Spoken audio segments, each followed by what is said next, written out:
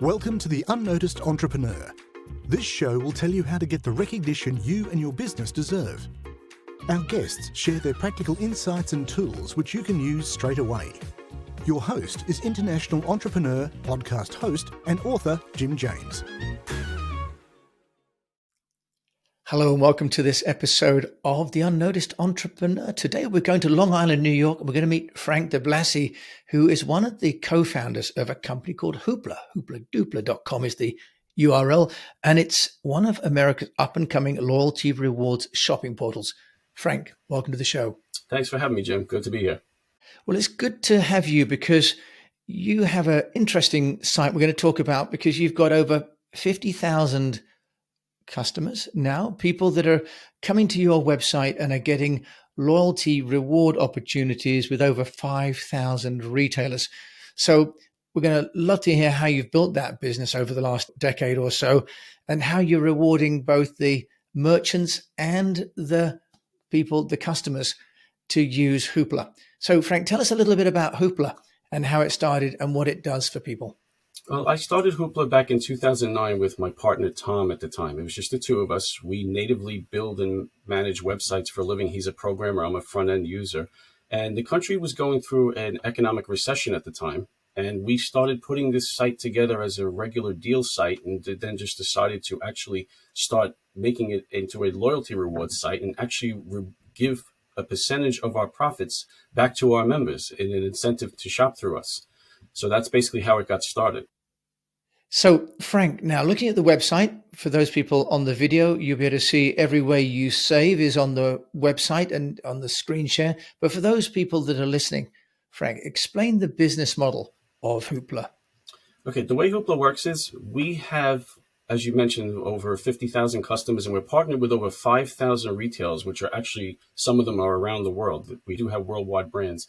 And what happens is we feature all the latest coupon codes, free shipping offers, promotional offers that these companies have, and we offer cash back in addition to these deals that they're getting. And the way it works is all of our merchants pay us a commission for each sale that we drive to their website through the customer sales that we send to them.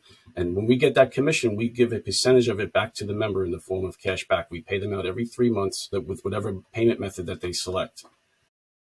So Frank, it's a very interesting model, really, sort of aggregation and arbitrage. I can see how it works for both parties.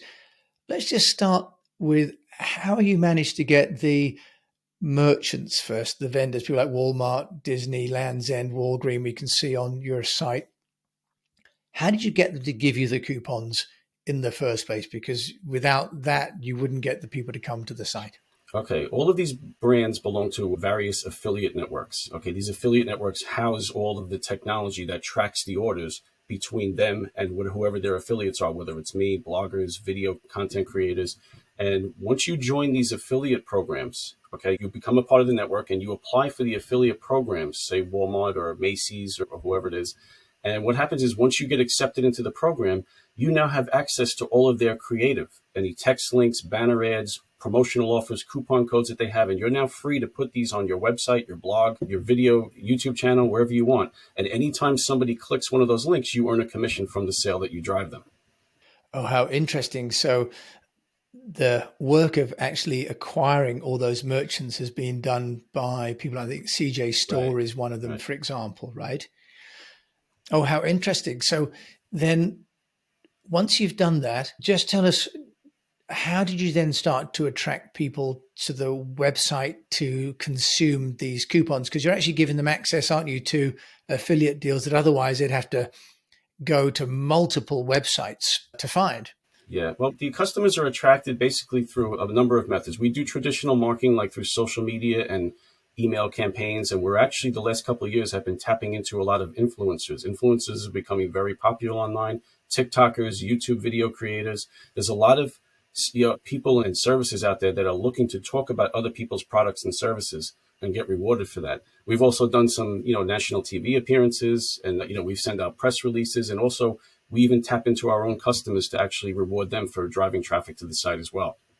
Frank, you've got a number of things that you've done in there, and, I'd love to dive in a little bit more detail.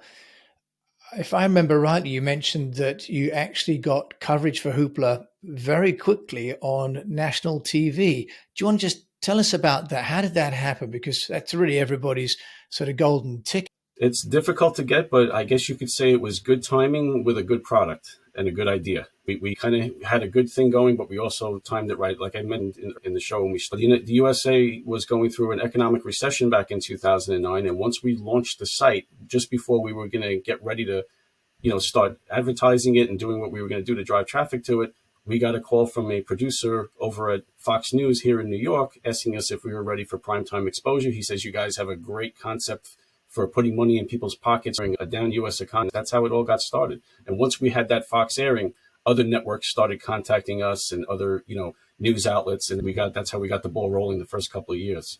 But Frank, you had to tell us, how did you get the Fox people to know about you first? Because that's the secret bit you haven't shared. Well, it was through a Facebook post, believe it or not. So here's where social media comes into a play. So I actually posted it on social media and some people were sharing it around. And the producer was actually following one of the posts that I posted it on. And he personally reached out to me. I still have the screenshot of when he talked to me. I saved it. It was framing out of So he found it through a social media post.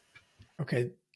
That's absolutely awesome. So really, it does pay to share, right? Right. It does work. I mean, other than that, you'd have to send out press releases and contact the studio and just hope for the best. But we hit a good thing at a time where the country was looking for something like this. And that's when the news reporter actually reached out to us. So that gave you the initial start, which is fantastic. Talk us through then the acquisition. You mentioned influencers, but also you've managed to build a very effective referral program, haven't you, for people that have signed up? So talk us through that, Frank, because in a way you're giving away margin and you're splitting the margin you're getting, aren't you, with existing customers? Right. Tell us about how you're doing that. Well, I mentioned that my partner and I natively build and manage websites. I do front ends, he does back ends. So after a couple of years into the business, we were looking for something to give the company its next big boost of traffic. So I was poking around and reading around and talking to some other people, and we decided to come up with our own loyalty rewards program that actually lets our customers be rewarded for driving new traffic to us. So what we did was we put this program together. So now people who join our site, whether they shop or not, they get this tracking link once they create their account. And what they do is they can take that tracking link and put it on their website, their social profiles, any videos that they create. And anytime somebody clicks that link and joins, that person now becomes a referrer of our member, and they get rewarded anytime that person get paid a commission anytime someone joins their site. So they can actually build a residual income through my site. That is fantastic. And I see here as well, you've got some things, for example, the Hoopla Happy Cash. So tell us, how is that working? Because you've almost gamified this as well, haven't you, Frank? Yeah, it's another attractive feature that, one lucky member of ours every month get through a drawing. As they make a certain amount of purchases, they can enter a drawing and just be rewarded $500 a month. And, once a month, every time we draw this out, that person gets, announced on social media. And it really makes the customers happy just being, having that a fun opportunity like that to be involved in once a month. Yeah, no, I can see that. And I see categories wise, you're across all consumer products. Are there some that you're specializing in more than others? We try to cover all the bases that just everybody would possibly want, from clothing to cell phone plans to electronics to even booking travel vacations. And it really varies different times of the year where we do more or less traffic with each of these categories. How interesting. Yeah, I can see that. And this all comes as a feed, I guess, from these other affiliate deals, but you've obviously made it look and feel seamless for people. Now, we were talking as well, Frank, about, as a business, getting the business noticed, and you've plainly done that really well with the consumers, and you've dealt with how merchants actually are already working with some of these affiliate programs. So you don't even have to do that work, which is a real brilliant move on your part. We discussed before we started recording about how you've grown the company from you and your partner, Tom, to the next iteration. Do you want to just take us through what have you done to scale the business and to expand the management team? And how did you communicate that to people? Well, when you start a business, you're going to start to realize after a while that you can only do so much yourself. I mean, you apply your native skills, you do as much as you can, you get the business as far as you can, and you really start to realize what grows a business is the team that you put together. So one of the most important decisions that you're going to get to when starting a business is finding the right people to get to that next level. And it took me a good 10 years to find that team. But it was worth the wait because the team that we've put together now, they've done a phenomenal job. I have guys specializing in different areas of the business, from a chief marketing officer to a chief financial officer to a chief, an art director. We have a dedicated web team, a dedicated marketing team. But that's really key to getting to the next level, is really just putting the right team together and finding the right people to specialize in things that you don't, to get the business to the next point.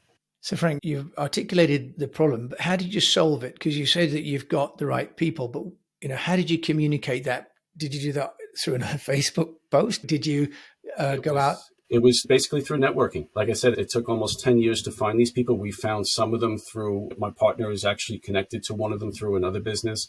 A couple of guys we found on LinkedIn, and they were partners of other people that we knew. So it's really just through networking and word of mouth. There's really no one answer to say, I found this person here, this person there. It's really just networking and just talking to business people and just getting the word out and just letting people know what you're looking for. Now, one of the ways that you're getting your word out is that you're using this platform called matchmaker.com and using podcasts, but also you talk on your YouTube channel about using AI, I think, for SEO. Can we also maybe talk a little bit about how you're using the next generation of technology to boost the presence of Hoopla? Yeah, well, like I said, mainly what we're doing is just mainly focusing on the influencers, not so much the AI of it, but we're really getting the word out to people who are willing to talk about this type of product. That's really where we're getting the next level of technology from, and getting the exposure out and building the company, is talking to people who basically just want to, talk about the product, and, who basically are influenced by what we're doing and have an audience that they can talk to really get people come to us. Okay. And when you're using podcasting, is this for, if you like, for Frank DeBlasi, the CEO founder, with the view to building your own brand, or to promote Hoopla? Because I'm finding entrepreneurs are now thinking about having their own personal brand as well as the company brand. Just interested in your strategy there, Frank. Yeah. See, basically what I do is, because I've had this business, I've been doing what I do for over 20 years, and I've had the business for 13 or 14 years now. What I basically like to do on the podcasting and the radio appearances that I do, and any media appearances, I like to basically get my knowledge out to other entrepreneurs who are looking to build their business, and basically get my knowledge out to them as to how I did it, my ups and downs, the struggles that I've had, basically the do's and don'ts that I've experienced. I like to get them out into other entrepreneurs, and it's gratifying to me. Okay, so that's really, very generous, and of course the purpose of this show as well. Frank, where do you see the technology impacting the next generation of entrepreneurs? Because you and I have grown up building businesses with, initially the internet, right? And in my day, we were convincing people they might need a website, and now things have changed a lot. Are you seeing some sort of developments, for example, around mobile or around AI that will fundamentally change the kind of business that you're running? No matter what business you're doing, I think really you need to focus on your mobile audience more than anything. Because if you think about what's really happened in technology, and I saw it in the industry that I have my business in, the online shopping industry, there was a dramatic shift over the last 10 years in the amount of people that are shopping online and where they're doing it. They're doing it on their mobile devices. We have probably over 65, almost 70% of online shoppers, and this is just going by my holiday shopping statistics. They're shopping on their phones. That's where they're doing it. People carry the internet wherever they go. So whatever your online presence is going to be, focus on the mobile presence first and your web presence secondary, because the mobile technology is in people's hands. And that's really where you're going to get them. Because you'll start to see now, like, push notifications are very important with companies now, and you're seeing a lot more text message marketing. That's where people are businesses are focusing on people getting to their phone rather than their computer. Very interesting. So you mentioned notifications. What other considerations would there be, Frank, if you're developing a product and getting it noticed with mobile? One is obviously screen size, but to some degree, mobile devices are almost maybe more fragmented than laptop, standard screens and connectivity. So what would be some of the requirements that you think you need to put, or that you're putting into Hoopla, to make it mobile friendly? Well, other than the screen size stuff, it's really just a matter of, it's really more of a communication thing than a presentation thing.